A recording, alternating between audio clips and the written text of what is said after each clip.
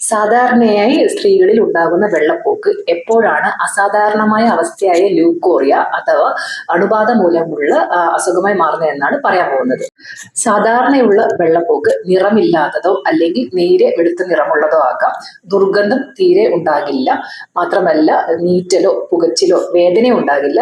Menstrual സൈക്കിളിന്റെ സമയത്ത് കട്ടിയിൽ നേരിയ വ്യത്യാസം വന്നേക്കാം.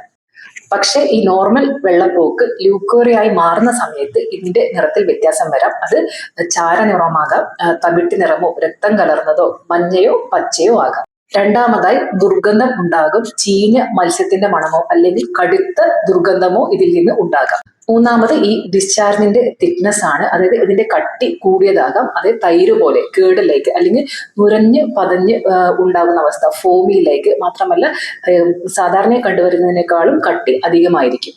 ഇതുകൂടാതെ ചൊറിച്ചിലും പുകച്ചിലും ഉണ്ടാകും. യോനി ഭാഗത്ത് കടുത്ത ചൊറിച്ചിലും അതുപോലെ തന്നെ നീറ്റലും, ചുവന്ന് തടിച്ചു വരിക അല്ലെങ്കിൽ വീക്കം ഉണ്ടാകുന്ന അവസ്ഥയും കണ്ടുവരാറുണ്ട്. നാലാമത്തെ പ്രധാന സിംറ്റം എന്ന് പറയുന്നത് വേദനയാണ്. മൂത്രമൊഴിക്കുമ്പോഴോ അല്ലെങ്കിൽ സെക്ഷൽ ഇന്റർകോഴ്സിന്റെ സമയത്തോ യോനി ഭാഗത്തോ അല്ലെങ്കിൽ അടിവയറ്റിലോ ഉണ്ടാകുന്ന കഠിനമായ വേദന. മറ്റൊരു പ്രധാന ലക്ഷണം എന്ന് പറയുന്നത് ഇതിന്റെ അളവിലുള്ള വ്യത്യാസമാണ്. സാധാരണ രീതിയിലുള്ളതിനേക്കാൾ ഈ ഡിസ്ചാർജിന്റെ അളവ് അമിതമായി വർദ്ധിക്കുന്നതും കണ്ടുവരാറുണ്ട്.